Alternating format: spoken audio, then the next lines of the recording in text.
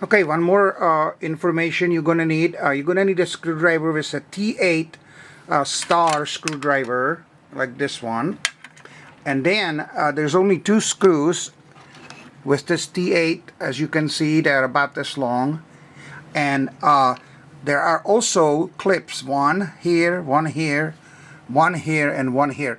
So there's four clips that you have to loosen from inside, that they basically clip over here in this. Do you see where those little four clip areas are? They go into there, and so after you loosen up these two screws, which are not easy to unscrew, one of them is easier than the other, then you have to push these clips so this whole body comes out of this. So this thing is gonna basically cover up the whole unit, and I'm gonna show you hopefully how to do that.